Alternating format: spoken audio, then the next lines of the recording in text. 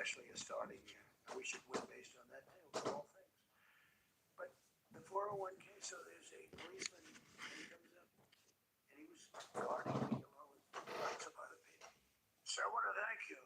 Well, my wife thinks I am the worst investor in the world. And for the last year, she thinks now I'm Warren Buffett. She said, you're smarter than Warren Buffett. You're a better investor than Mr. Warren Buffett, sir. I said, how's your 401k? It's doubled. It's going up. It's going up. I said, just relax. But 401ks are through the roof. Those are us. Those are people. We have the highest stock market in history. 47 days out of 11 months. We have just a piece of the last month left for the first year. 47 days out of 11 months, we hit a new record. Well, we hit one last night. We hit another one today, I understand. But we hit one last night, a new record, brand new record. All exchanges, not just, Dow. Dow was up, but all of them. We have another record, that's the 47th time in 11 months that we've hit an all-time high. And the future, because we have more money coming into our country than any country has ever had by far. The record was about $3 trillion many years ago by China.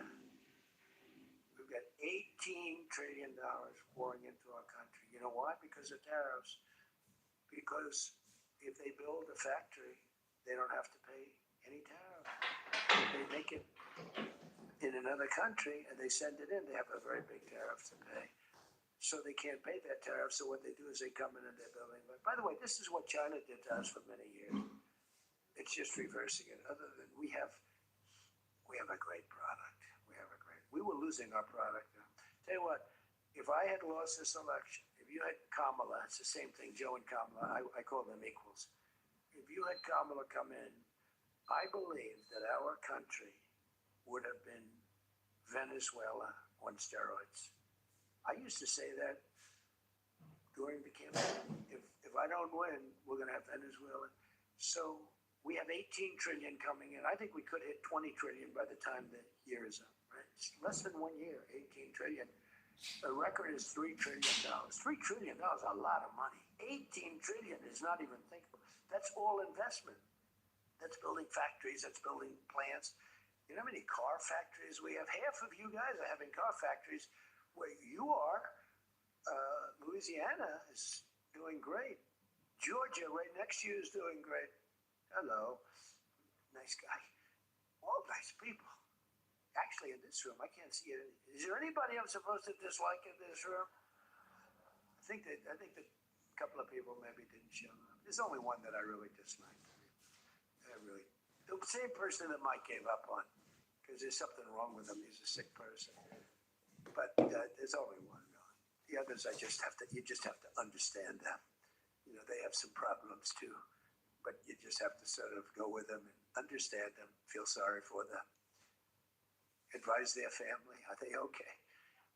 Because what we're doing is right. But $18 trillion, car plants being built. I was in Japan. Somebody admonished me. He shouldn't be traveling. I don't like to travel. But when I travel, I make a lot of money for the country, not for me. For me, I don't care. I have a much higher purpose. I have plenty of money. I don't need money. I don't want money. I want to make money for the country. And like I did with Intel. Intel came in. They had a problem. I said, I can solve the problem, but I think you should give the United States 10% of your company. He goes, whoa. I said, yeah, I think I can help you with the problem, but you got to give the United States, not me. Sometimes I'll say, give me, but when I say me, I'm talking about, I'd love to accept it, but I don't think that law enforcement would like that, right? I'm very cognizant of law enforcement, perhaps more than anybody in history. Actually, a friend of mine who's really smart said, you've got to be the most honest guy in history because you have been examined, your books, your records. I have a big business. Every record. I had these Democrats hired the biggest accounting firms, the biggest law firms, the biggest. I went through years of abuse. And here I am. They didn't find anything wrong. Remember? We want his tax returns for years. We want his. Finally, the Supreme Court, shockingly, I'm the only one. This couldn't happen to anybody else. You have to give your tax returns, right? I gave my tax returns there from here to here. It's a big business. It's a great business. And I built a great business, like much bigger and better than anyone even understands. But I gave my tax returns. They go from here to the ceiling practically. They got them. Headline, Trump to give tax returns. Supreme Court ruled I had to give my tax return. Can you believe it? Everyone said, you're not supposed to do that. And by fighting, they think you're trying to hide something. Naturally. I gave my tax returns. That's the last we ever heard. They hired the biggest accounting firm in the world, most powerful lawyers in the world. They spent millions and millions of dollars going over those returns. There hasn't been one story that I did anything wrong. So this friend of mine who's highly sophisticated, rich guy, smart guy, said there's nobody that I know that could have gone through an examination like that and not ended up in prison. Nobody ever had to suffer like I did. Nobody ever did that to anybody else. There was an expression, Andrew Jackson was the most abused president in the history of the United States. You know who second was? This was me. You know who second was? Abraham Lincoln. But he had a civil war, so we have to give him a pass. But Andrew Jackson was treated horribly. He was a great general and a good president. So bad that his wife died. His wife died. They were horrible. But I just saw a report came out the other day. I blow them away. He never got impeached twice. Got impeached twice on nothing. On a perfect phone call, remember? Perfect phone call. Tim Scott, who's a great guy, great, wonderful guy, South Carolina, straight guy, right? He is a good guy, good person. He's an honest person. He read a transcript. Thank goodness I had a transcript. Essentially, the call was taped because they tape calls. I didn't even know. So was that call taped? Yes, sir. I said, oh, well, bring it down. I don't even know. And we read the transcript. It was perfect. It was so good. I told Ukraine not to cheat. And if you see any cheating, report it to the Attorney General of the United States. That was my call. They said he was trying to intimidate. All I said is don't cheat. And we have a signed agreement that Ukraine can't cheat. You know that. It's the only country we have actually a signed. They violated the agreement many times, I would tell. You'll find out. I was right about that too.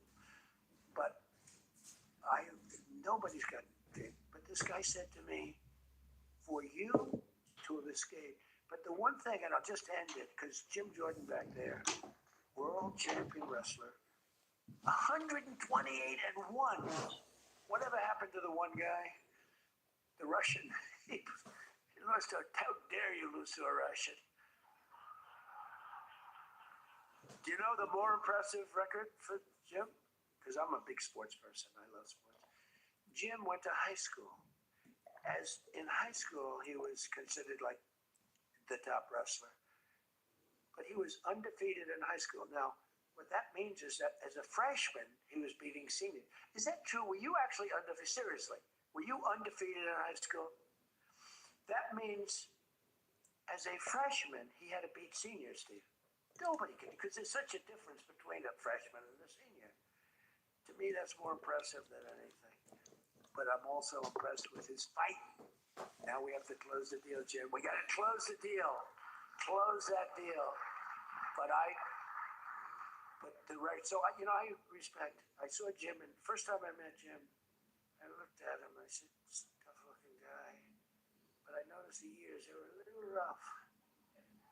They were a little bit of a rough. Some people would say a little cauliflower on that ear. They said, "Jim, have you wrestled before?" Yes, I did.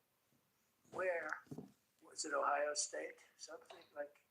He was an All-American at Ohio State. I said, "Yeah." I could sort of tell. I look at the ears and I can sort of tell. But have you had plastic surgery on your ears, Jim? No? Because they look better now than they did the first time. They've healed over the years. They've healed. Actually, now you're wrestling with probably much tougher people, the radical left lunatics, right? But anyway, so I just want to leave it by this. I want to say that you are great people. We have all of the policy. We have wonderful. Just stay together. We got a few people that make life very difficult. They don't have that. I used to say they don't have a Mitt Romney in their midst. I mean, Mitt Romney was very difficult. You know, it was almost like for them. It was a very on the Senate side. But we have a couple of people that are really bad. I mean, they're bad, but maybe they'll straighten out. Maybe somebody in the room can sit them down and straighten them out, because what we're doing is the right thing for the country.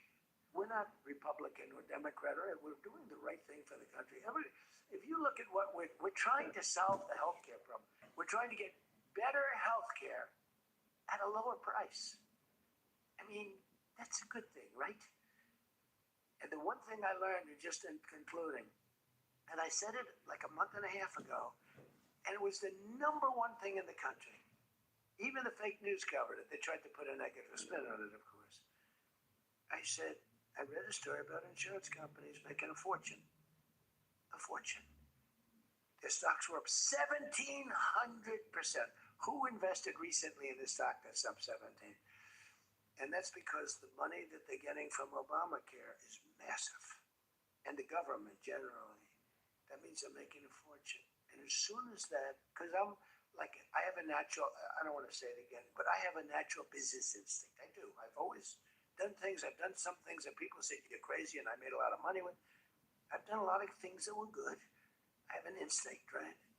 Somebody said, he's got the best political instincts of any politician in 150 years. I said, no, I don't. I really don't believe I do.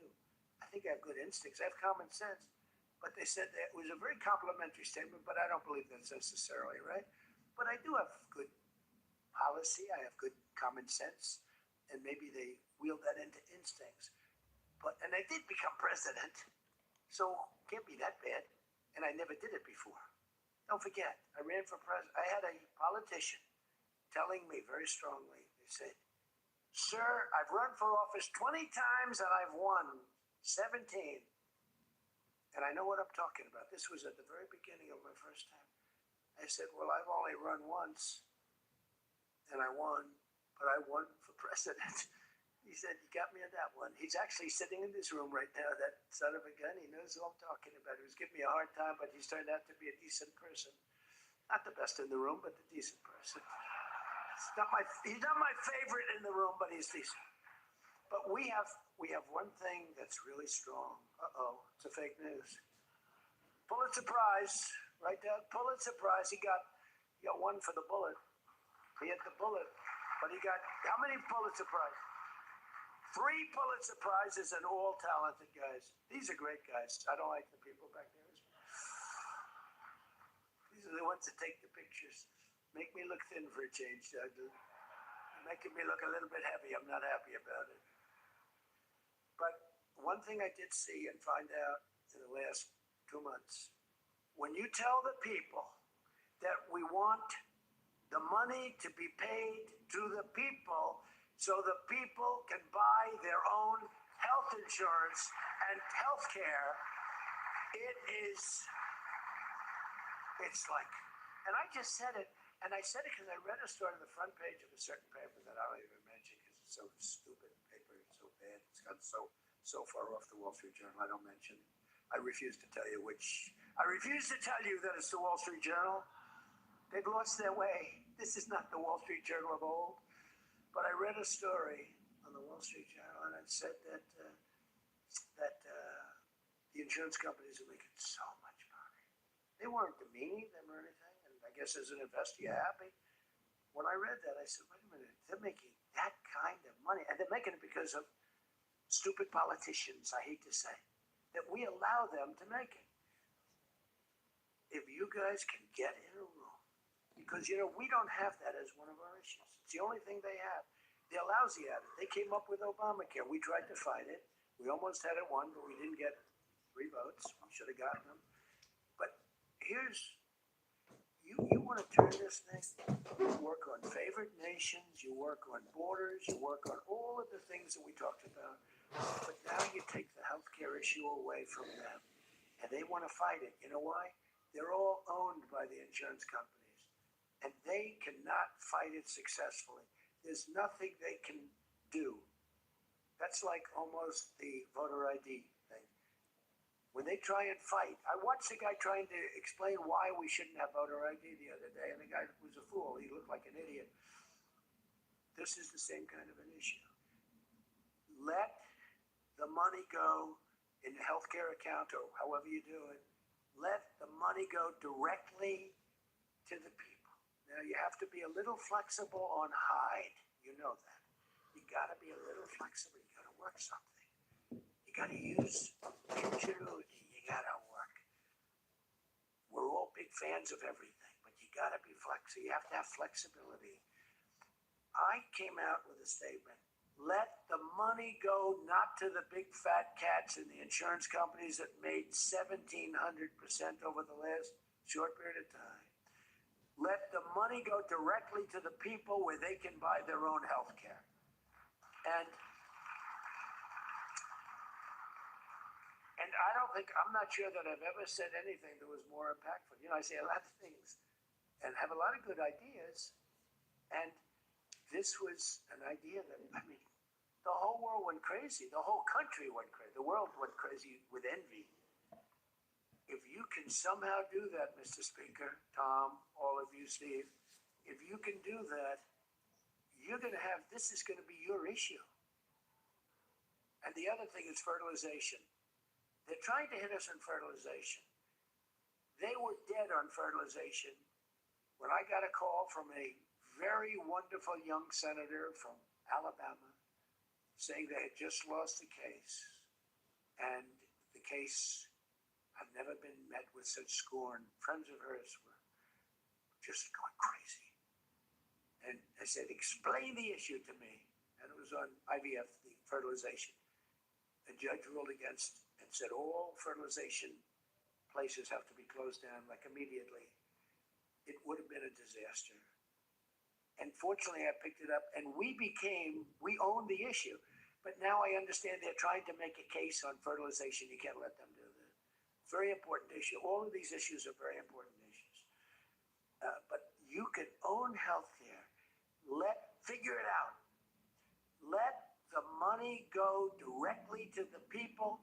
It goes in a healthcare account. There are numerous things you can do, but you have to let no money for the insurance companies. You know, I'm going to meet with the insurance companies. I said, I'm going to meet with them because I met with the prescription drug companies. And that's when I found out what was going on with the fact that we were paying 10 and 13 and 14 times more money than Europe and other places. I learned that at the meeting. Now I'm going to meet with them in a few days. I'm meeting with them all, 14 companies. I'm meeting with them all. I'm also meeting with oil companies. Let's go. You know what that's about. We've got a lot of oil to drill, which is going to bring down oil prices even further. But if you can come up with health care, remember this, where the money goes to the people, you have just owned, they can't fight it. They're owned by the insurance companies. You guys don't get money from the insurance companies, they do. They get a massive amount of money. It's their biggest donor. They're going to try and fight you, but they can't win the fight. If you explain it, the money goes directly to the people. That's going to be your issue. The other thing is energy. Your energy prices have come so far down since I'm president. And nobody wants to, I saw on television, energy prices are down 3%. No, they're not down 3%. They were $3.50 and $4. It's now $1.99 a gallon in many stations, and it's going down further. And that's like a massive tax cut. And that's the other thing, tax cuts. No tax on tips, no tax on Social Security, no tax on overtime. Now think of this, no tax on tips, no tax for seniors on Social Security, no tax on overtime. You're allowed to deduct if you buy a car and you take out a loan on the car. For the first time ever, middle-income people, all people can deduct, but they never got a deduction before like this. They never, it's only for rich people, they got them. They have so many deductions. You're allowed to deduct the interest against your taxes. Nobody thought it was possible. It's going to be phenomenal for the car companies, but it's even more phenomenal for the people. It's like getting it's like paying half for the car. All of these things, you have so much ammunition. All you have to do is sell it. Taxes. But the one thing they know about the taxes, I call it the great big beautiful bill. I think it's even better. But the great big beautiful bill is just that. There are so many goodies in the bill, you have to get the word out. Because the people in the back of the room won't do it. That's why I love live television. Because they can't, sometimes they'll turn the camera off. But they're embarrassed when they do that. If we're going too strong and doing too well, if the lights go off, you know you're doing well. If the lights are on, you got yourself a problem, okay? I see that little red light. That light goes on. If that light, that's bad, isn't it? If that light goes off, you know that you're doing a good job because you're fighting the Democrats and you're fighting the fake news. And it's amazing that they can be so stupid. And they don't have credibility anymore, and you can beat them. I mean, it's the old thing that, never fight the news. But you have no choice because it's almost like they become radicalized. But you are fighting the news, but you can beat them. That's why I'm standing here. I mean, I had Kamala. I was beating Joe by 30 points. And then they changed him. That's like a fighter in the ring. He's losing, and so let's put somebody else in to take his place. Very unfair. They changed in the middle of the election. They said, he's going to lose, so let's give somebody else. Unfortunately, she was just as bad as him. Probably slightly. I don't know. Would you say as bad or worse? Close. Pretty close. But it took 6 weeks. It was a honeymoon period. 6 weeks. It took 6 weeks to find out that she didn't have what it takes. But you got to win the midterms. Because if we don't win the midterms, it's just going to be, they'll find a reason to impeach me. I'll get impeached. We don't impeach them. You know why? Because they're meaner than we are. We should have impeached Joe Biden for 100 different things. They are mean and smart. But fortunately for you, they have horrible policy. They can be smart as can be. But when they want open borders, when they want, as I said, men and women's sports, when they want transgender for everyone, bring your kids in, we're going to change the sex of your child. Just send them our way. In some cases, like in Minnesota, they don't even tell the parents. Is that right? And nobody believes it when I say it. I think we have 6 states. Nobody, am I correct? Okay, Tom Emmer said yes, so. But it's true. Where the kid comes back, they keep the kid. They operate on the kid. They don't tell the parents. It's not believable. We have great, solid common sense policy. They have horrendous policy. What they do is they stick together. They never have a no vote. They impeached me. I never knew I was going to be impeached. I get a phone call. You just got impeached. I said, what does that mean? It took them 10 minutes. They impeached the president who did a damn good job. I rebuilt our military, Space Force. I got everything. I did a lot. They impeached me for nothing, twice for nothing. Fortunately, you were on our side, and we were unanimous. And the second time, the few people in this little group, like Rice and this, they're all gone. Every one of them is gone, except one that we're going to sort of let ride with. Some guy that has a state that you might as well just let him ride. But think of it, everyone's gone. Everyone's gone. It makes me feel so good. I don't want to feel vicious. But I'm so happy that everyone. And they're seriously gone too. They lost in landslides. This guy named Rice, he lost by 48 points. Right? Remember him? Oh no, there he is. What a job you did, Mr. Fry. Congressman Fry. I looked around for somebody. It's true, this was a good choice. We've made some bad choices too, because you have to do it. I said, who the hell can run against this guy Rice? It was a Trump plus 40 district. They had riots around his house that night. He voted, I vote to impeach. And That night they had riots. So they said, who the hell? Just give me somebody. A warm body. And then, no, it has to be a living, breathing person. And then if I could get a genius, it would be good. And we got a guy who is so good. He's been, I think, are you happy with him? I think so. Stand up, brother. He's great. I said, where does he come from? He's like a senator, state senator or something. I said, all right. I spoke to him one time. I said, you're accepted. But little did I realize how good he was. You did a great job. You've done a great job, and the people love him. So he has done a great job. I just want to say this. I haven't read one word of this. Who the hell else could do this? And I think I gave you something. It's just a roadmap. And it's a roadmap to victory. You have so many good nuggets. You have to use them. If you can sell them, we're going to win. Because we've won 2 races in like 50 years. It's, for whatever reason, I don't know why, but just don't fight it. It doesn't make sense. They've been 2, and they were unusual circumstances. So whether it's a Republican or Democrat, whoever wins the presidency, the other party wins the midterm. And it doesn't make sense because we've had the most successful year probably in this, they say, and now you add what happened essentially yesterday, we've had the most successful first year of any president in history. And it should be a positive and make it a positive. So with that, I leave you, I do. And I started by saying I love you all, and I'll end by saying I love you. You're amazing people. What you do for this country is incredible. And thank you all very much. Thank you. Thank you.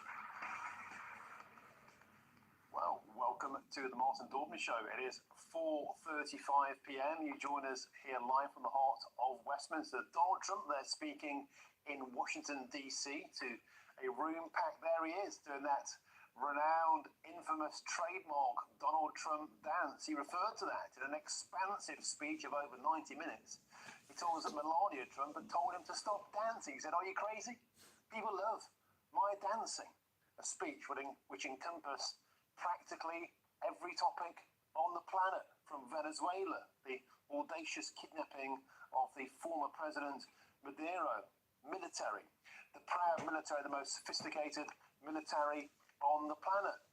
He then launched into, I have to say, a rather passable impression of the French president Emmanuel Macron, resplendent with French accent. He said, how I love the French accent. Joe Biden, of course, was spared no mercy. He had no idea what was going on. He still doesn't. He then did an impression of a trans weightlifter. He was talking about trans athletes in sports, how it was completely unacceptable.